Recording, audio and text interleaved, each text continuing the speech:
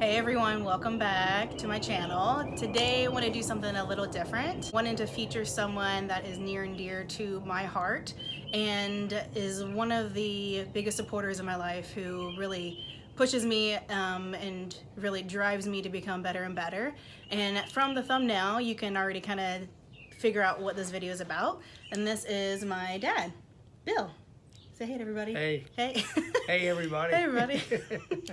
So what I want to talk today is about his journey because it's been an emotional roller coaster, I would say. Very long journey, but now I feel like we are on the other side of it. So now is a really good time to talk about it. So from that picture you saw in the thumbnail, which I'll also post probably around here somewhere, you'll see what he looked like around 2010, which was 10 years ago. And it is a totally different person, completely 180 degree from who he used to be. And I wanted him to talk about his journey because his journey is different from mine, but kind of in the same boat because we're both eating vegan food and being plant-based. So we're becoming the healthiest version of ourselves. So from that photo, I wanted you to tell everybody basically what was going on during that time. Where were you at mentally, physically, and even emotionally? All right, I'll start off physically. Physically, I was diagnosed with a birth defect, which was a bicuspid instead of a tricuspid aortic valve. I weighed, shortly after I was diagnosed, I started gaining weight, and I got up to 245 pounds. I couldn't move around. I was exhausted constantly, totally fatigued. I had, as a result of being sedentary and not being able to get around because I was constantly out of breath because I was in congestive heart failure because of my birth defect. I was to the point where I couldn't walk down the end of the driveway to get to the mailbox. Yeah. As a result of that, I ended up sleeping on my knees for 5.5 years in my front room with a comforter underneath my knees, leaning against an ottoman because I couldn't lay back without getting fluid in my lungs. So to keep from getting pneumonia, I had to sleep leaning forward. And as a result of all that, I got type 2 diabetes that I've had to deal with. And as a result of that, I got kidney disease. So that's where my journey started. And I was 245 pounds. I had edema in my legs, oozing, pain. It was pretty bad. And then your birth defect had to do with your valve not opening. What was the percentage? Well, it was stenosed. My valve was stenosed, but it was a bicuspid valve instead of a tricuspid, and it finally got to a point where it was real bad. So they did some tests on me, and they came back and told me that I was pretty sick and that I had a 15% heart function. And I was really shocked because they told me that I had type 2 diabetes, and I had been sugar-free since I was 28. At that point, I was in my 50s. I was 50, actually. I'm almost 62 now, but at 50 they told me I had type 2 diabetes. I said, there's no way. I've avoided all kinds of stuff. I haven't had sugars, but sure enough, I was type 2 diabetic. They showed me with the tests and stuff. So you were told, like a lot of other people out there who are maybe early onset or do have diabetes, that sugar is the cause of it. Yes, absolutely. So a man who has been eating the American Standard diet, but also really, really organic and really, really clean as well, with no refined sugars. I mean, I don't think I ever really saw you eat fruit ever. Hardly ever. Hardly ever. And occasionally you might have a little sweet here and there, but nothing that I would ever say that you would become diabetic from. No. So that was rough. Right. And you depended on being physical because of your job. Yes, I was very physical. I used to lift a lot of weights, and I ran as much as 9 miles a day prior to being diagnosed with congestive heart failure, and it sort of hit me overnight. And I woke up one morning, I just couldn't get to the end of the driveway. So. Yeah, and that kind of continued. So after your time in 2010, how shortly after do you remember you had open heart surgery? It took them 5.5 years, so I was 55 and a half when I had the open heart surgery. Everything went real well. I wouldn't recommend it for anybody. It was really invasive. It was pretty invasive, but I was well enough to not have the TAVR procedure done, which is an aortic valve through a catheter. So they had to cut my chest open, and then there was all kinds of stipulations about not getting it wet and having time for it to heal and not being in the sun, and so I went through all that, and it turned out great. I'm elated on how it turned out. But since then, it's been a journey to try to recover my health. But you had the open heart surgery, and then we thought that that was going to fix it. That was going to fix Right. everything, including Right. the heart and then diabetes and everything else that was going on. Right. But what really happened?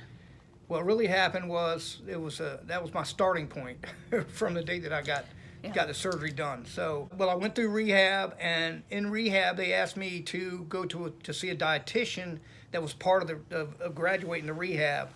So I went to that class, and she espoused her information very professionally, just like she was taught, I guess. And I disagreed with maybe 5 or 6 things that she espoused, and basically explained to her some of the things that I had differences with. What was she teaching you She that taught. you didn't agree with? One thing she said was margarine was okay, which margarine, as you may know, is one molecule away from being plastic. That's one thing she said. She also said it was okay to eat pork. Pork is not very clean at all at any point. Never has been, never will be. So I can tell you pigs internalize their toxins. They don't have external sweat glands. And it takes your body longer to process pork than it does white bread with gluten in it. She also said, didn't she say artificial sweeteners were okay? Yes. Yeah, so I mean, like that's Splenda. information that she was taught in college, Yeah. which is conventional medicine. You kind of have to do things on your own, which is kind of what you guys ended up Right. doing. So what was it that really switched it for you from depending on the doctors and what they're telling you to figuring this out on your own and doing your own research? Well, just to start with, my wife, her mother, she's been my advocate the whole entire time, no matter what I had happen. And when I knew something was wrong with my heart, she told me to let my guard down, let the doctors do what they had to do. So I did, and that's when we found out I had the aortic stenosis. And so I had a heart cath done initially, which potentially can scar your arterial walls and cause you to have problems. During my heart cath, the doctor stopped and reached over the petition wall. He said to me, "Mr. Joyner," real quiet, like I said, "Yes, sir." He said, "I have to congratulate you. You have the arteries of a man half your age. How do you eat?" So for the next minute, he proceeds to interview me about my diet, which I thought was really fascinating. So, but like I said, I'd been eating real clean since I was 28, and at this point I was 50. So 22 years of being diligent paid off. Right. And since then I've had the nuclear stress test done, and they've told me recently that my arteries are all clear. My cholesterol's been really low, like in the 120 range. Triglycerides are low. Everything seems to be low. So, Well, just so everybody knows what clean eating is to us or to him for those amount of years, was eating organic grass-fed meats. Not always, but that was, we used to get like organic grass-fed meat delivered from a farm to our house. We would eat only organic foods, nothing that was really processed at all. So it was a lot of unprocessed organic foods, but not necessarily does that make it any healthier, even if it does say organic or is grass-fed. And I think that we learned that the hard way. Although if you did not eat like that, though, for the past 20-something years, you could have been in way worse condition. yeah, So, basically I ate a Mediterranean-based diet. And I was funny about my oils. Didn't do any trans fats, hydrogenated oils, no additives, preservatives, coloring, stabilizers, bleached, unbleached, carbonated, caffeinated for years and years and years. And I reaped the benefit of that, is what I'd say. So, okay. yeah. Yeah. So what started your vegan journey? Like, what was the tipping point? So with my kidney doctor, she would make me go have labs every 3 to 6 months. If I got a good lab, I could go 6 months without having another lab. So I go to my kidney doctor 3 or 4 years ago as a vegetarian eating eggs and cheese. And who doesn't love eggs and cheese? I'll just say cheese is very addictive. I get a bad lab.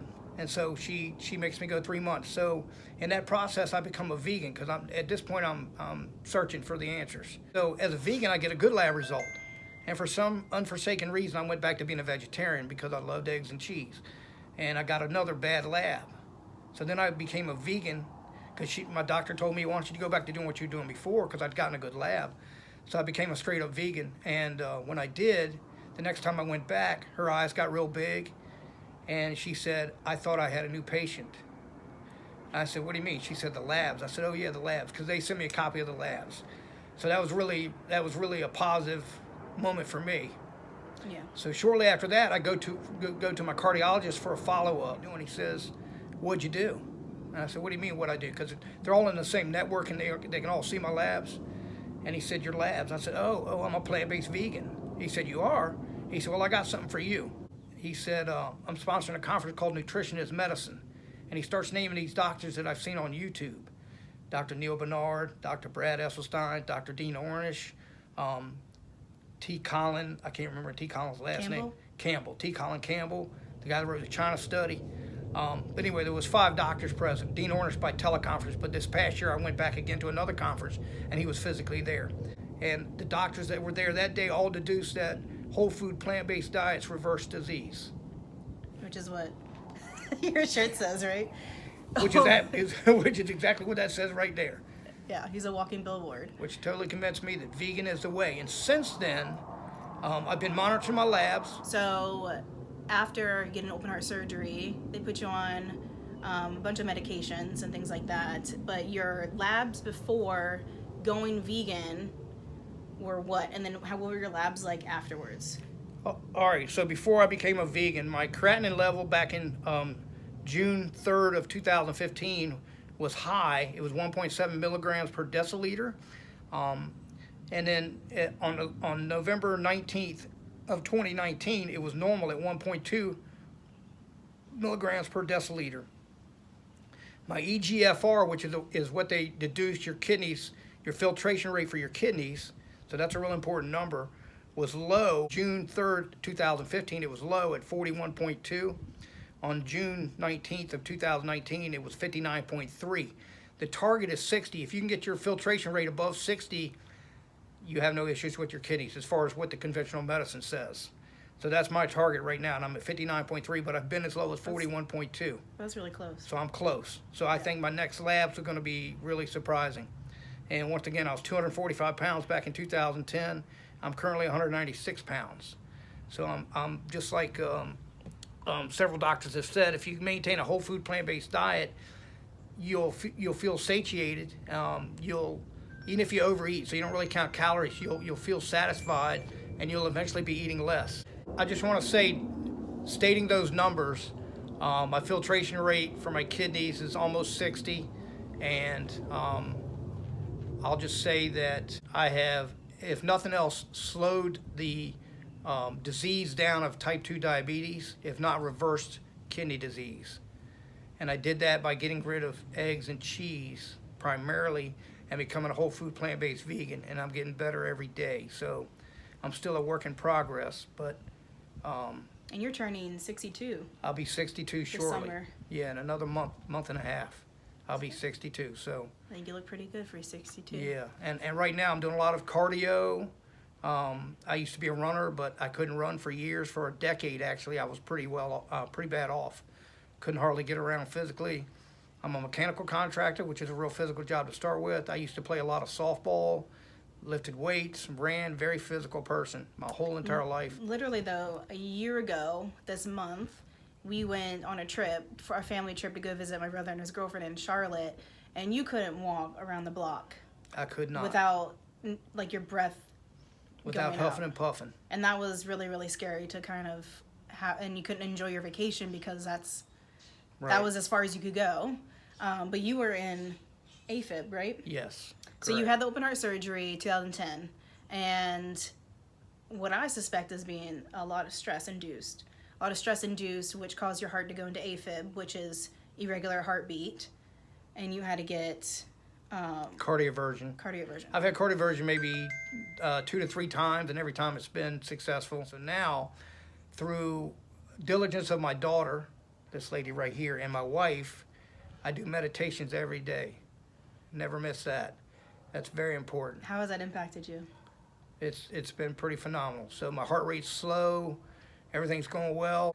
It's mandatory that I do every day, just to keep me in a good place. It's not something to do when you're in a bad place and do it once. It's something you have to continue to do on a daily basis through the good times, because that's really when you want to get your good practice in. So when you have the bad times, it comes natural to you. Right. I'm just fortunate I've got a real strong support system around me. So my wife and my daughter are also my best advocates too. So it goes both ways. So anyway, so that means a lot, is to have good support.